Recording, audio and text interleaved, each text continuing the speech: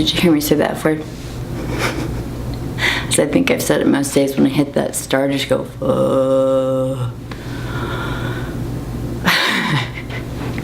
gosh.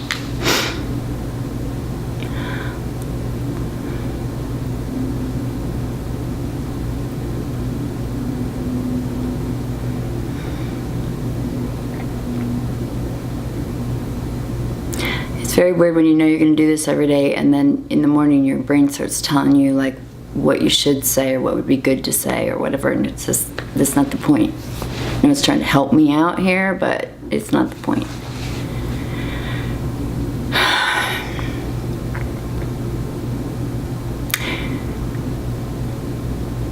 So when I woke up this morning, several days in a row since I started doing this, I've felt really good when I woke up, and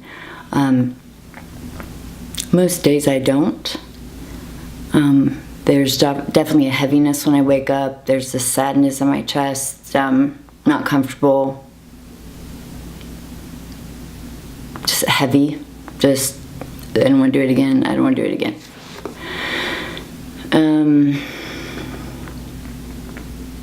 And so I woke up this morning and I've just felt enthusiastic in the mornings, even if I don't know I might feel nervous or something, but there just seems to be a lot of energy. And this morning there wasn't that. It was kind of an uncomfortable feeling. And what was interesting was the chatter started, and it just started going, oh look, you didn't wake up happy today. You don't look excited. So I don't really think what you're doing is working, and even if you thought it was, I'm going to show you it's not. I've been a professional depressed person for 45 years. And people might think little kids aren't depressed. Not true. Some very much can be, whatever. I'm not going to try and get it right. So I have been depressed since I can remember, or had a lot of anxiety. At least kindergarten on, but probably earlier. Just anytime I was separated from my mom, forget it. Sorry, someone's window just opened, they're looking at me. So I've had that feeling for so long that it's actually comfortable in some ways. Oh, hi dude. Okay. He's gonna think what he's gonna think, right? All right. So I know the feeling well, and so when it leaves, there's a anxiety that comes with it too, that it's part of me goes, oh my gosh, I figured it out. I'm not gonna be depressed anymore. I got this, I'm gonna be happy. I can do this, I figured it out. There's something clicked, and finally I'm not gonna feel depressed anymore. And sometimes I can have it for quite a while. And then some thought sticks, and then all that fear starts coming back up. And then I shove it down, and I, do the normal things to try and deal with it or hide from it or whatever it is. So even if it is something that's gone, my mind will start to look for it, because it knows it's actually an identity I have and that I'm very familiar with. But the last couple years, and I've had tough years. I've had tough days, tough months, dark, dark, dark, dark. If you've seen a movie about people in the dark, yes, I have been there many times. And the last 3 years, I don't know that they've been as dark. I know they haven't been as dark as they've been in the past when it really feels rough. But there's just been like a wet blanket on me most of the time. And it just is kind of like, what's the point of this? Yeah, I could start another business. I could go do something else, or I don't know, I could date, I could go on a trip. I don't know what it is, but it just comes back to, what was the point? Once my daughter got sick, and she was diagnosed with type 1 diabetes 2.5 years ago, and she almost died, but she was 3 months sick leading up to it, and it was brutal. And then her recovery was brutal because she went blind, and I didn't find that acceptable, because I don't. And I knew the doctors were lying about how to handle it, so they scheduled her to have a lens transplant. And I said, no, she's an artist and we're not doing that. So I went home and I studied, and I came up with a plan, and I took all sugar of every sort out of her diet, even though the doctor said she needs to have 100 whatever carbs a day. And I went, that sounds like complete bullshit in every way. And I'm not even like a scientist, but I know that's not true. So I took her off of it, and a week later her vision started coming back, and oh man, they're literally taking their windows out and looking at me. Oh, new experiences every day. So she regained her eyesight. She's the first kid to ever have done that from diabetes. So when you listen to your inner self, even if it sounds like a mama bear or something that's going to fight, just listen to it. The kid has her eyesight back. And it was a brutal time. I couldn't sleep. I felt victimized by the doctors and by the medical administration. I knew they were lying to me. I knew it. I had nurses pull me aside and said, do not listen to them. Don't listen to them. They're lying. They're lying, they're lying, they're lying. Do what you think is right, because from what I hear you saying, you're right on track. Get the carbs out, get the carbs out. And they were looking both ways. They didn't even want the doctors to hear them. So it was a very troubling experience, because I thought the things I'm supposed to trust in and believe in they're not actually there to protect my kid. And then right afterwards, and I mean a month later,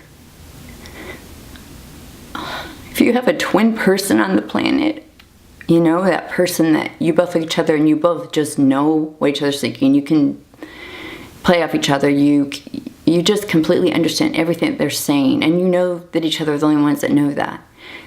She died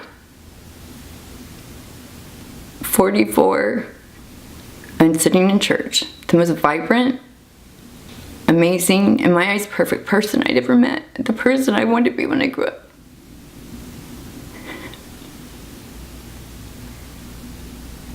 And I went down to the hospital and ended up handling most of it. I slept under a table with her kids, because I knew when they woke up in the middle of the night, you know when you wake up and you get that pain in your chest because all of a sudden you remembered, oh my God, something terrible is happening. Well, their mom was dying in the other room, or had died.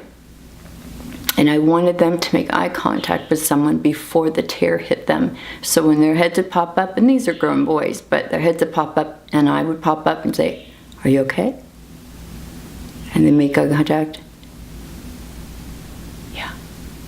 And then I just tuck them back in. And we were on just the slab floor under a table in some empty room.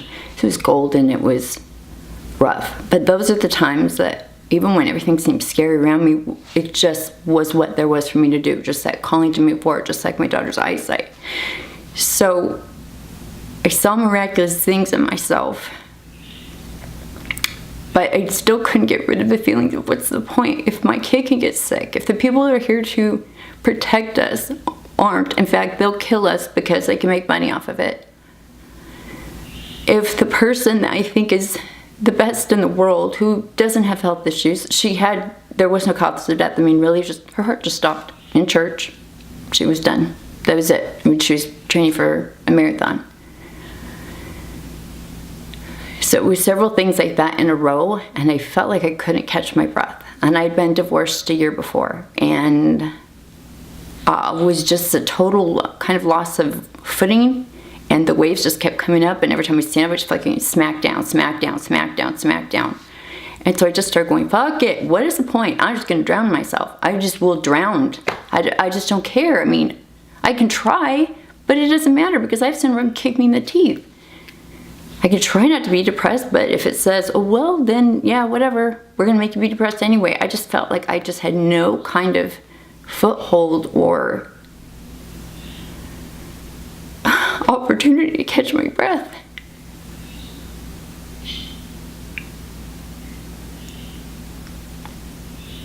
But she was the first person I've lost that was close to me, that I knew. And I remember 6 months before always thinking, gosh, I wonder how I feel when if I lose someone really close.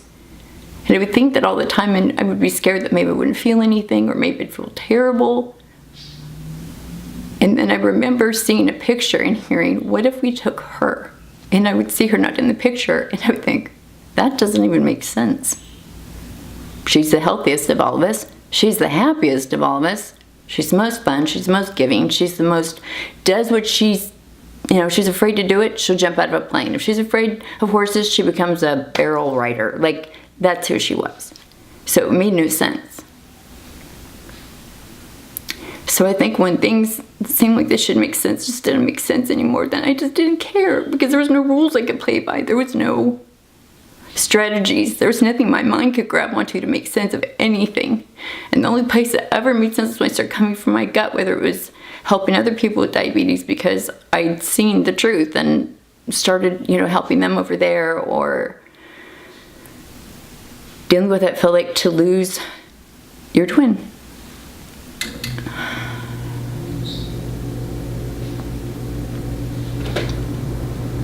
But I medicated a lot of it. Because I didn't think to feel. I just kept thinking, think differently, think stronger, or unthink that, or question it, or turn it. The techniques I learned. But it wasn't just about going down, it just feeling it.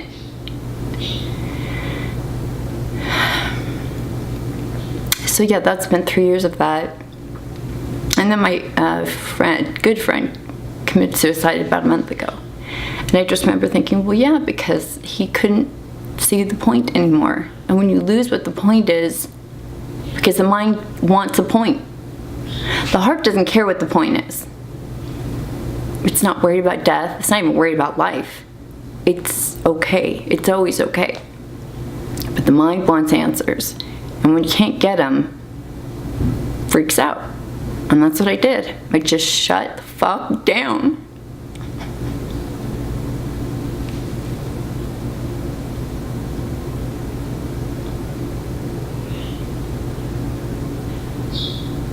I just wanted rules, and I wanted everyone to play by the rules.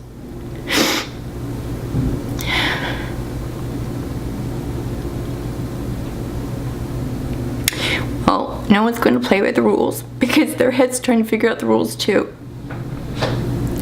And I think that's why I'm doing these, It's because when I come from my heart, this doesn't matter. I just get to do whatever this is, What are the point of these videos? There's no fucking point of the videos. I'm like Seinfeld. There's nothing. It's about nothing. I just am here, and I'm just sharing because if you don't know what the rules are, that's okay. If you feel depressed, that's okay. You're not getting it wrong. Your mind's just trying to figure out the rules and where you fit in there and all that stuff, and it can't. It will never find it.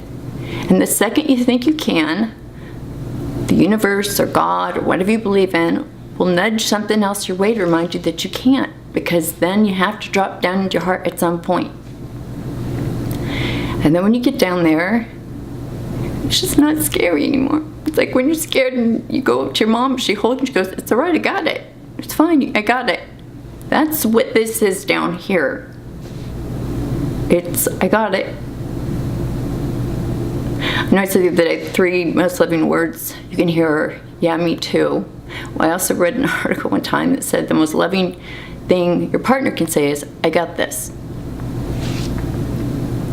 I think that's true too. So I feel like my insides are saying, "I got this." Like when my daughter went blind, my insides went, "I got this," and I did. My brain was too busy being pissed, but my body and my heart were in motion. And when all these people were doing things that I thought were kind of strange, when my sister-in-law was passing, and I'm not religious, and everyone there was, so it was I felt a little out of place, but I was in motion. I was the comforter. I was the one leading and who people were looking towards, because it didn't have to know. I didn't have to figure it out. And it didn't matter to me where she went. It just mattered that she was amazing and that I loved her. And she didn't have to stay here for me. My friend that committed suicide, he didn't have to stay here for me. Who I am is what I love, not what loves me back or stays for me. I don't want anyone to stay for me. If they want to stay because that's what they love, then be there. But don't be there for any other reason than for yourself.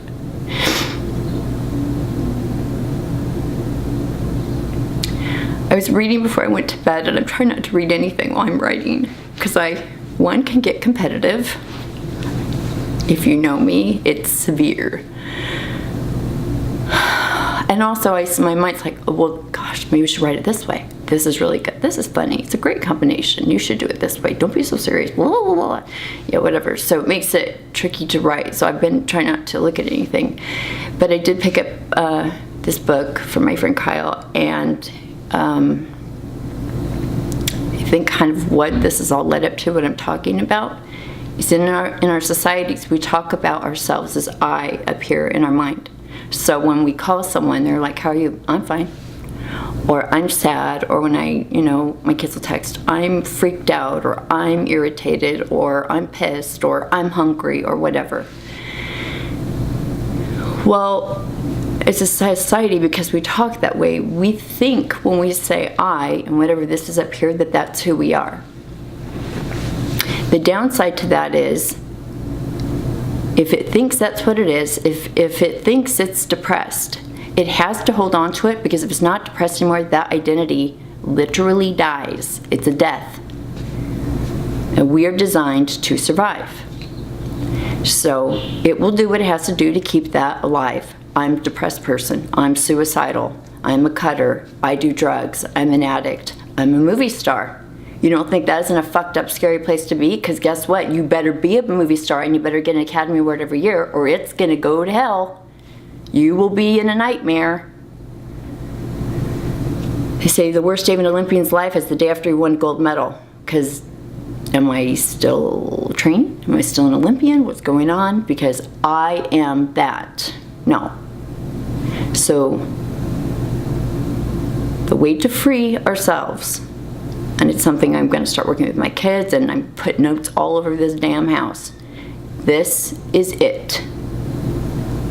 This down here, I'm squatting, is I.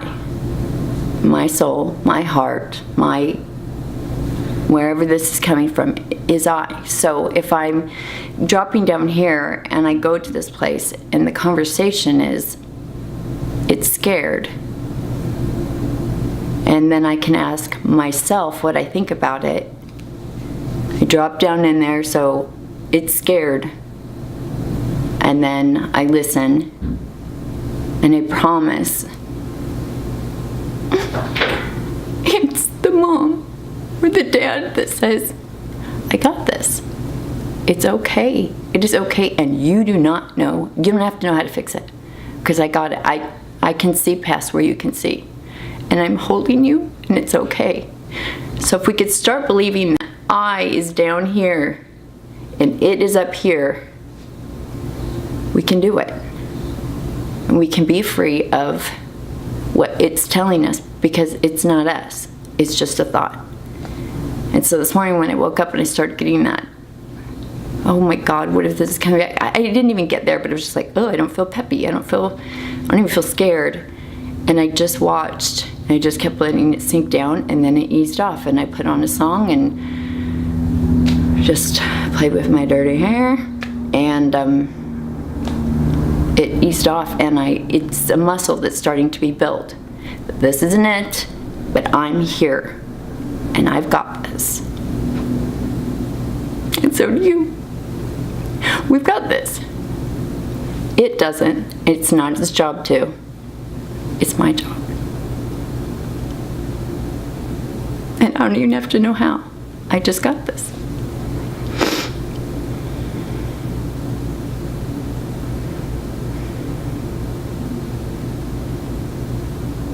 I love you guys. I don't even know if anyone's listening. I love you.